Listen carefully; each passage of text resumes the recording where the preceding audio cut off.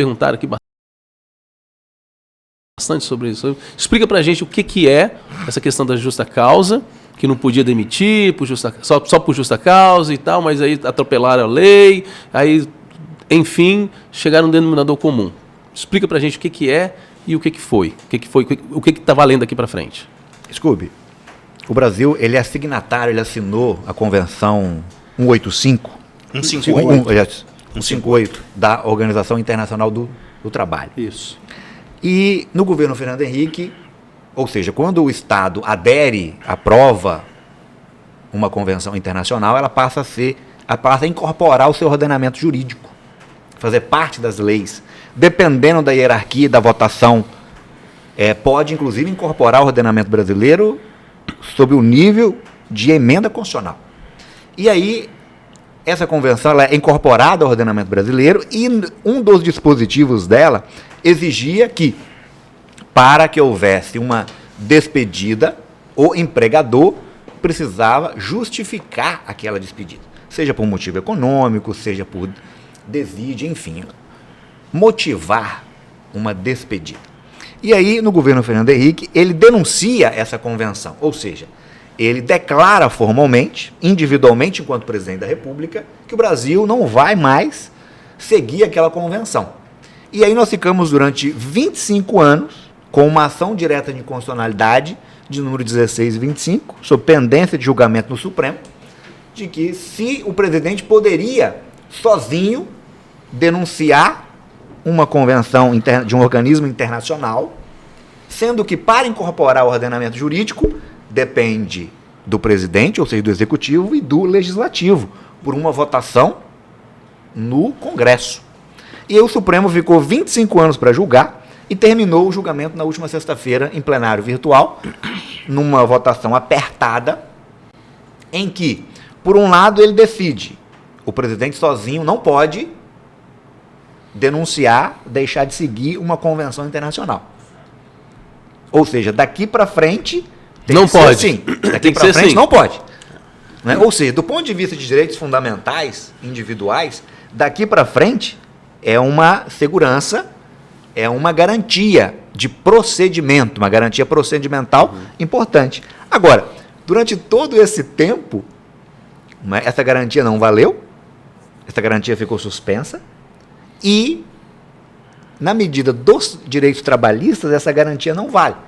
Então, o Supremo, mais uma vez, referenda uma medida favorável aos empregadores e desfavorável, claramente, à classe trabalhadora. Então, tipo assim, tá valendo, mas não valeu. Exatamente. Exatamente. Daqui para frente tá valendo, mas isso aí não valeu, não. Então, já se eu entendi. A lei que o Brasil deveria seguir e não seguiu, eles falaram que realmente não deveria ter seguido, tal, e não seguiu, mas deveria ter seguido.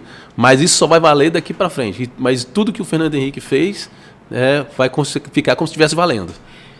É meio contraditório. Meio não, é o que chama de modulação de efeitos. Isso. Você declara aquele ato inválido, inconstitucional, mas só produz os seus efeitos futuros. É o que a gente chama de efeitos ex nunc, né? Ou seja, só para frente. Só vale daqui para frente a partir da publicação da decisão e não tem efeitos retroativos. Okay. O problema, o Scooby, ele está na ausência de uma regulamentação, e o Rony puxa isso muito bem, do artigo 7º, salvo engano, inciso 1º da Constituição, que não foi regulamentado até hoje, justamente essa dispensa sem justa causa.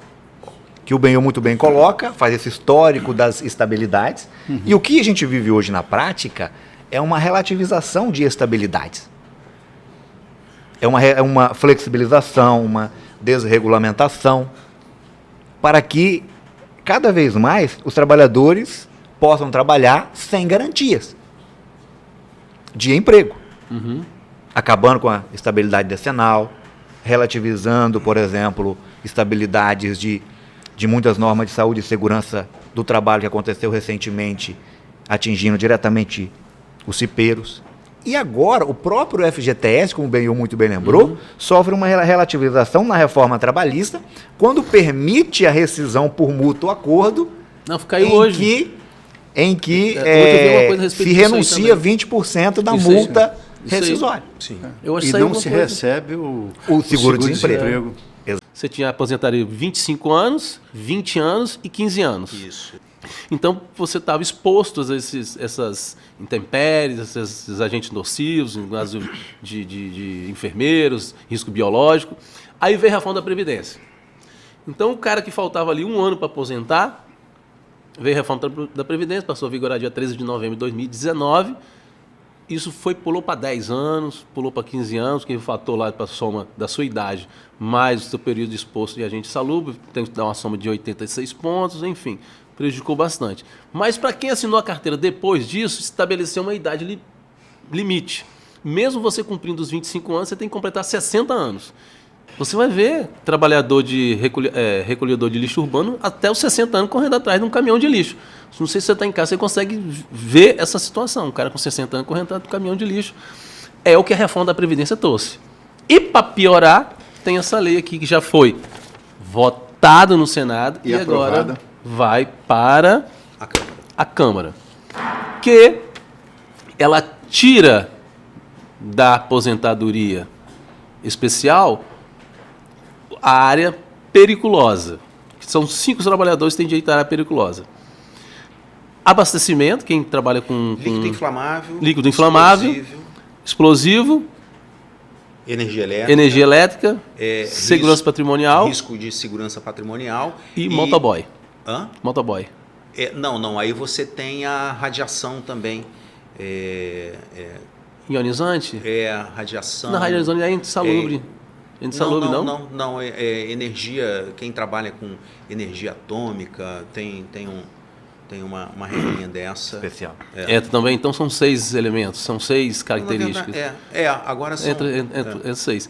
E aí, o que passou no Senado, ele tira o abastecimento, combustível, aí você prejudica todos os frentistas, você tira o motoboy, você tira os ferroviários que trabalham carregando vagões tanques, você prejudica os caminhoneiros que transportam combustível. E se passar da forma como que está na Câmara de Deputados, essas pessoas deixam ainda de ser 60 anos e passam para 65 anos. Cube, mais um projeto de lei com restrições a direitos constitucionais, humanos, fundamentais e sociais. A reforma da Previdência vem nessa seara, não é? E agora, quando a reforma da Previdência atinge de forma geral. Não é? Aqui, essa proposta legislativa atinge especificamente a aposentadoria especial. Não é? E aí nós estamos falando basicamente daquelas áreas perigosas e insalubres, que são aqueles trabalhadores que têm contato direto com agentes químicos, físicos e biológicos, que naturalmente há uma deteriorização da saúde de forma mais progressiva do que, via de regra, em outras áreas. Então, há necessariamente uma limitação de direitos fundamentais a pretexto, não é, de se salvar aí, sobre o argumento, né, de se salvar a previdência, que para alguns é deficitária. Então, é uma reforma naturalmente que atinge essas categorias que você enumera e naturalmente causa mais prejuízos a direitos sociais. Isso passou assim na surdina. Na surdina. Sem maiores debates, sem maiores reflexões. Porque eu não vejo não tem objetividade nenhuma nessa lei, a partir do momento que ela pega esses trabalhadores e joga eles para a área para 65 anos, eles poderiam estar saindo com 60, que já é um erro, né? Que o Supremo até votou isso, não foi, o Rony? Que eles estavam querendo a inconstitucionalidade disso, tirar a idade mínima. Estava sendo votado no Supremo Tribunal Federal justamente a constitucionalidade da idade limite de 60 anos para a área insalubre periculosa. Mas aí eu não sei se já votou, que eles queriam tirar, né? E aí o Supremo não. Se foi uma emenda, se foi a mudança na Constituição, que foi a reforma da Previdência, então está valendo. Então, para mim, já é um absurdo você colocar um cara que está 25 anos exposto a um agente insalubre, você colocar idade limite. Certo, você trabalhou 25 anos, está exposto, você tem que aposentar e ponto, acabou. E aí jogar ainda essas categorias para 60 para 65. Hoje, na Grande Vitória, motoboy, direto você vê acidente automobilístico aí com motoboy se machucando, sequelas né? e por aí vai. Então a gente tem que fazer esse alerta para a classe trabalhadora, principalmente caminhoneiros, ferroviários, essas outras categorias que você falou aí vão ser extremamente prejudicadas se nada for feito para retirar esse ponto, retirar esse ponto e incluir essas pessoas nessa lei complementar. Importante também é o seguinte, né? Ela foi aprovada no Senado sem muita discussão. Tem muita discussão. Mas na Câmara poderá ter discussão. Poderá. E só essa ênfase feita aqui hoje já reflete para que os trabalhadores e os segmentos interessados possam procurar seus deputados para dialogar a respeito dessa situação e que a gente se discuta melhor se é viável ou não ter um projeto de lei, uma lei complementar que já foi aprovada pelo Senado, que vai agora para a Câmara. Então, é um momento ímpar de falar do Congresso Nacional com a Câmara.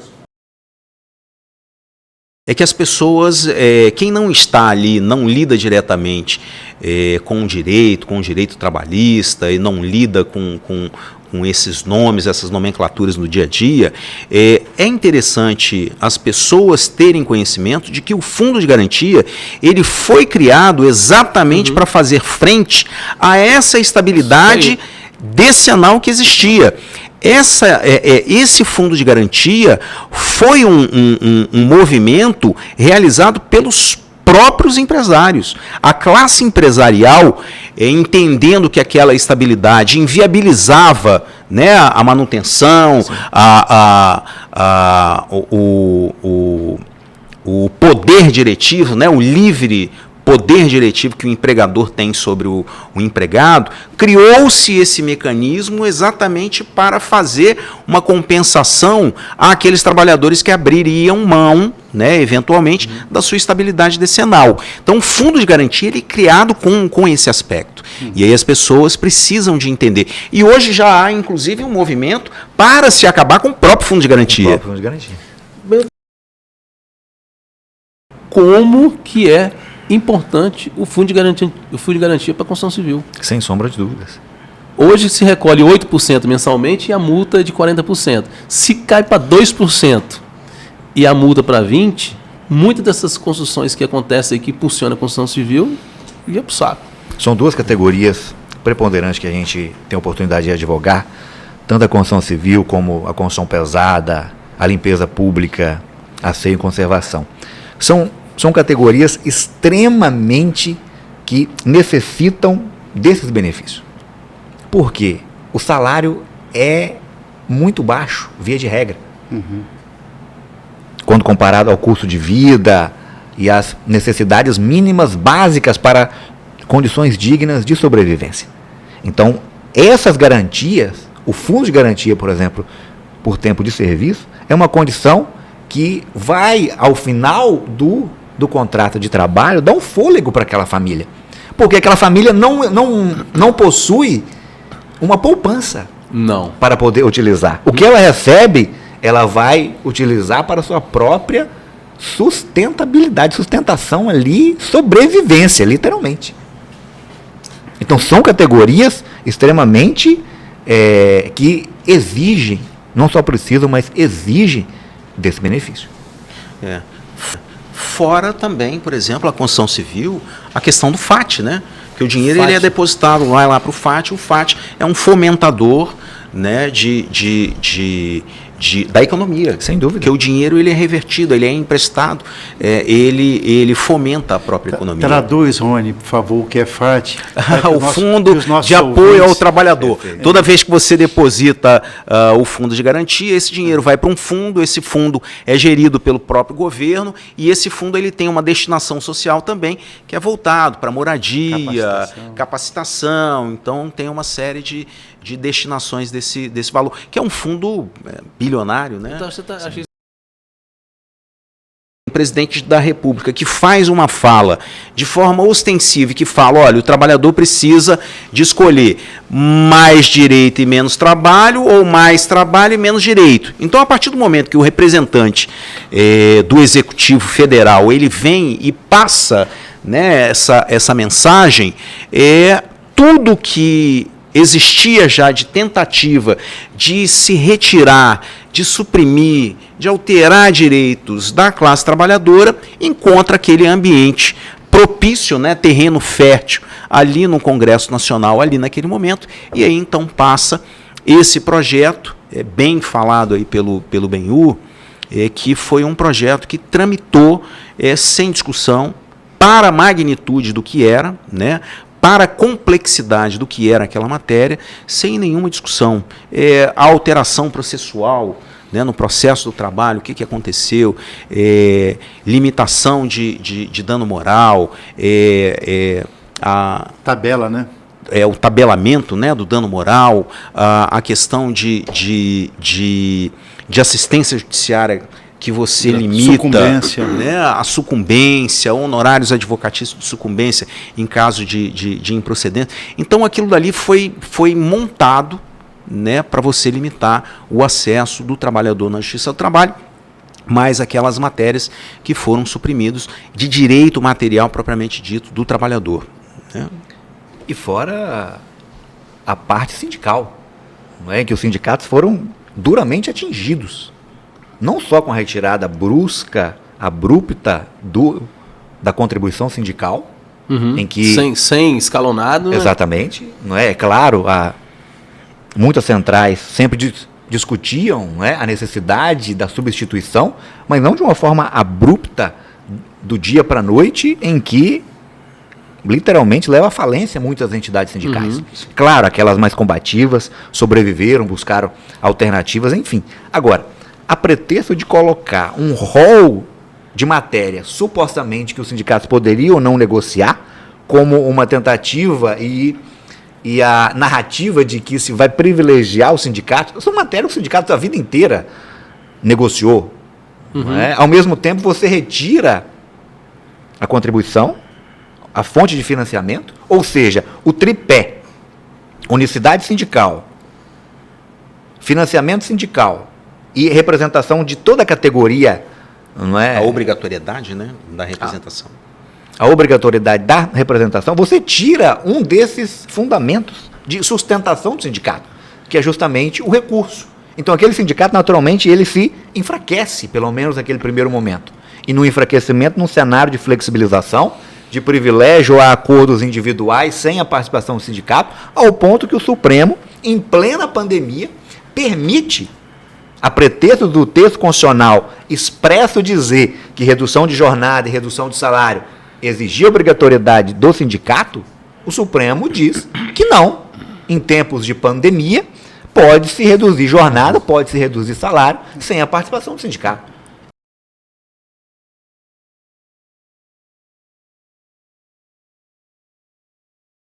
O regime geral da Previdência, ele precisa de ser entendido através de duas características bem definidas, tá, Scooby?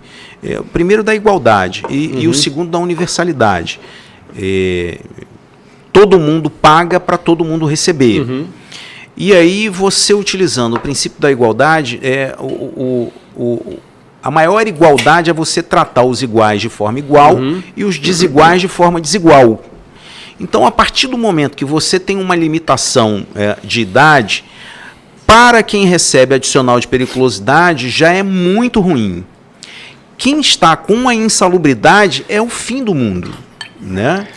Porque aquele trabalhador que está lá na mina da Vale, fazendo escavação, retirando aquele minério, ele não pode ser tratado da mesma forma daquele trabalhador que está ali num caixa de comércio, a secretária de um escritório de advocacia, entendeu? São pessoas totalmente diferentes. Então, a aposentadoria especial, ela é constituída com a intenção de você tratar estes desiguais de forma desigual. Você tem uma expectativa de vida para que o trabalhador médio chegue até X anos. Hoje está em 74, 75 anos. Então você não pode tratar este trabalhador lá da mina de carvão, da mina de cobre, da mina de ferro, igual você trata a secretária do escritório de advocacia que está sentada no ar-condicionado, né, que tem uma condição de trabalho, uma qualidade no ambiente de trabalho muito menos insalubre do que aquele trabalhador. Né? Então essa secretária ela vai ter a sua expectativa de vida atingida. Esse trabalhador da mina talvez não chegue aos 60 anos. Então, esta categoria de trabalhadores vão pagar eternamente e nunca vão se aposentar se tiver aquele limite de idade igual aos trabalhadores normais. Então, a aposentadoria especial ela é criada, ela é pensada exatamente para fazer frente a essas particularidades. Então, assim, o nosso legislador, novamente, ele caminha de forma a fazer uma legislação sem diálogo, sem pensar nessas consequências, né, para essa parcela significativa de trabalhadores. E assim, nós entendemos que a Câmara, como disse o Benhur, ela precisa de tomar conhecimento disso. De tomar conhecimento desses fatos. Você vai ver trabalhador de recolhedor de lixo urbano até os 60 anos correndo atrás de um caminhão de lixo. Não sei se você está em casa, você consegue ver essa situação. Um cara com 60 anos correndo atrás do caminhão de lixo. É o que a reforma da Previdência trouxe. E, para piorar, tem essa lei aqui que já foi votada no Senado e agora vai para a Câmara. Essa lei que passou no Senado, ele tira o abastecimento, combustível. Aí você prejudica todos os frentistas, você tira o motoboy, você tira os ferroviários que trabalham carregando vagões de tanques, você prejudica os caminhoneiros que transportam combustível. E se passar da forma como que está na Câmara de Deputados, essas pessoas deixam ainda de ser 60 anos e passam para 65 anos. Cube, mais um projeto de lei com restrições a direitos constitucionais, humanos, fundamentais e sociais. A reforma da Previdência vem nessa seara, não é? E agora, quando a reforma da Previdência atinge de forma geral. Não é? Aqui, essa proposta legislativa atinge especificamente a aposentadoria especial. Não é? E aí nós estamos falando basicamente daquelas áreas perigosas e insalubres, que são aqueles trabalhadores que têm contato direto com agentes químicos, físicos e biológicos, que naturalmente há uma deteriorização da saúde de forma mais progressiva do que, via de regra, em outras áreas.